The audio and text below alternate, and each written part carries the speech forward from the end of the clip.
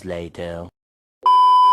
Assalamualaikum warahmatullahi wabarakatuh. Perkenalkan, nama saya Syarli Mia Salehah dengan NIM 1813111058 dari jurusan Teknik Elektro, Program Studi D3 Teknik Elektronika. Di sini saya akan mempresentasikan dan mendemonstrasikan proyek mandiri saya yang berjudul Sistem SCADA Monitoring Motor Berbasis Microcontroller.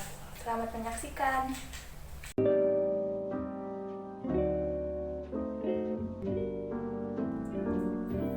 Pertama-tama, saya akan menjelaskan mengenai state flow diagram dari sistem SCADA monitoring kecepatan motor berbasis microcontroller. Yang pertama, ada start, yaitu keadaan awal pada saat kita memulai program. Lalu akan runtime sama dengan 1 dan memunculkan main login. Di main login, kita dapat login sebagai administrator dan operator. Pada saat login sebagai operator, kita akan memunculkan layar operator. Seperti subah berikut. Di sana terdapat tombol navigasi yang terdiri dari BFD, PFD, dan PNID. Kita juga dapat mendisable dan enablekan melalui tombol mandatory. Kita dapat meng-on-off-kan motor, meng-connect dan disconnect-kan database. Kita juga dapat mengubah password. Lalu, kita juga dapat logout dan kembali ke standby login. Di standby login, kita dapat mengganti user menjadi administrator. Di administrator, kita dapat memunculkan layar administrator. Seperti subah berikut. Terdapat navigasi yang terdiri dari BFD, PFD, PNID, dan loop diagram. Lalu ada tombol mandatory untuk mengenable dan disablekan button. Lalu terdapat on-off motor, connect dan disconnect database. Juga kita dapat mengubah password, mengkonfigurasi pengguna. Perbedaannya dengan operator adalah kita dapat mengakses loop diagram. Loop diagram ini terdiri dari loop maintenance, loop motor DC, dan loop sensor LM393 atau speed sensor. Lalu, pada subbab alarm terdapat normal speed. Alarm akan warning blink pada saat kecepatan di atas 20 dan kurang dari 50, serta di atas 200 dan kurang dari 230. Maka alarm akan warning berwarna kuning.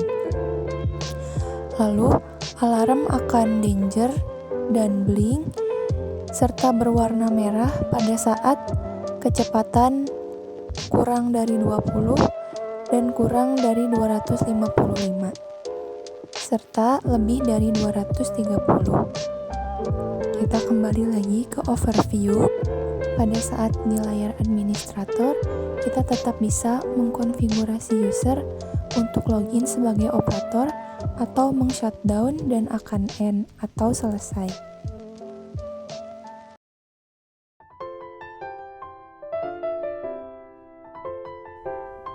Selanjutnya, saya akan menjelaskan mengenai tabel sekuensial. Jadi, tabel sekuensial itu menunjukkan hubungan aksi reaksi dari software ke hardware maupun dari hardware ke software. Yang pertama, ada tabel dari plan motor DC. Di sini ada tombol mandatory. Pada saat tombol mandatory off, maka indikator mandatory akan disable. Lalu tombol database akan disable dan tombol BFD, PFD, PNID loop diagram akan disable. Lalu tombol navigasi akan disable. Pada saat tombol mandatory on, maka indikator mandatory akan enable. Lalu tombol database akan enable, tombol BFD, PFD, PNID, dan loop diagram akan enable. Dan tombol navigasi juga akan enable. Nah, di sini ada tombol kontrol. Pada saat tombol kontrol on, maka motor DC pada plan akan on dan indikator motor akan enable. Lalu pada saat tombol kontrol off, maka motor DC pada plan akan off dan indikator motor akan disable.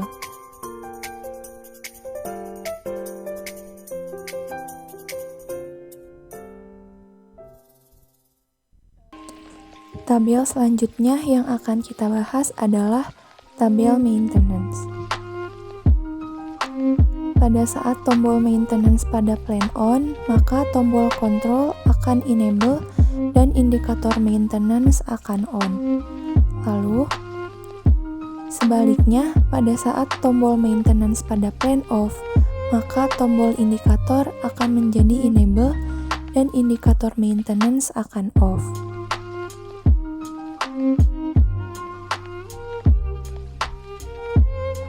Ini merupakan HMI yang telah saya buat. Pada saat awal program, terlebih dahulu kita harus login sebagai user. Di sini, saya akan login sebagai administrator.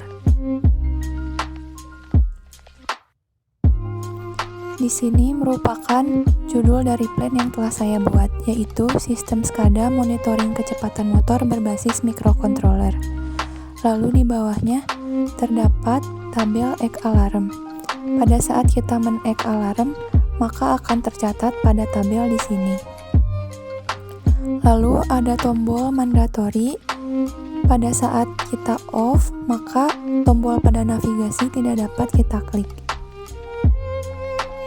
Lalu saat mandatory itu kita on-kan, maka kita dapat kembali mengklik tombol pada navigasi. Lalu ada indikator motor DC. Pada saat kontrol di motor DC kita start, maka indikator akan berubah warna menjadi hijau. Dan saat kita stop, maka indikator akan menjadi warna merah. Selain tombol start dan stop, terdapat juga slider untuk mengatur kecepatan dari motor DC. Lalu ada tampilan kecepatan yang menunjukkan seberapa cepat motor DC bergerak dan dibaca oleh sensor LM393 atau speed sensor. Lalu ada alarm. Alarm akan menyala pada batas yang telah ditentukan, yaitu kecepatan normal di atas 50 dan di bawah 200. Lalu terdapat indikator dari maintenance. Maintenance ini akan berubah warna menjadi kuning apabila tombol maintenance pada plan kita nyalakan. Fungsi dari maintenance ini pada saat terjadi perbaikan pada plan. Lalu terdapat trend. Trend akan berubah grafiknya sesuai dengan kecepatan motor.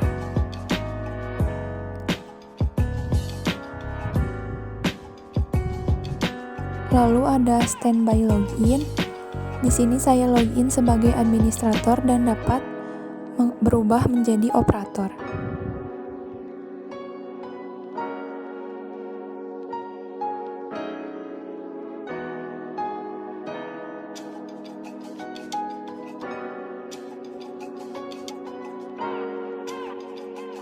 Di sini saya sebagai operator dan akan mengubah kembali menjadi administrator.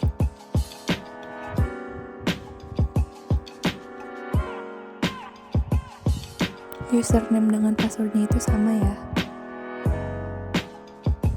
Di standby login juga terdapat tombol logout, shutdown, change password, dan konfigurasi user. Lalu ada database. Kita dapat mengkonek dan diskonekkan database, sehingga data pada plan akan tercatat pada database. Lalu ada tombol navigasi. Di sana ada tombol PFD, PNID, dan loop diagram. Berikut ini merupakan tampilan dari PFD pada sistem SCADA monitoring kecepatan motor berbasis microcontroller.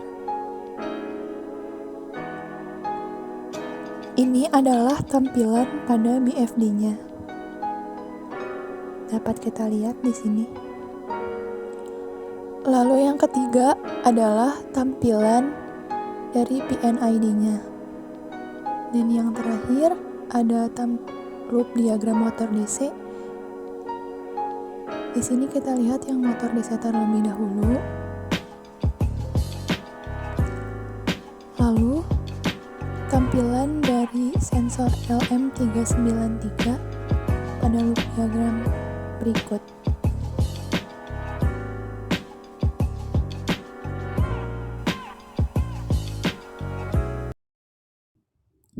Sekarang saya akan menjelaskan mengenai simulasi dari proyek akhir ini.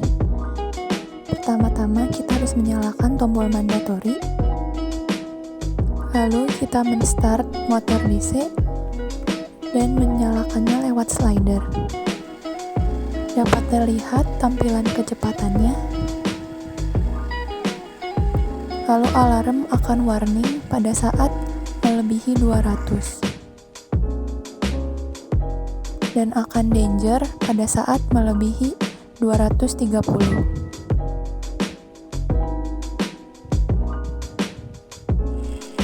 Lalu kita kembalikan ke normal pada saat setelah di-hack. Dapat terlihat juga di trend. Menyalakan tombol maintenance, maka plan akan berhenti semuanya. Lalu kita matikan tombol maintenance. Sekian video dari saya, maka dengan berakhirnya video ini, proyek mandiri saya telah dinyatakan selesai. Terima kasih telah menyimak.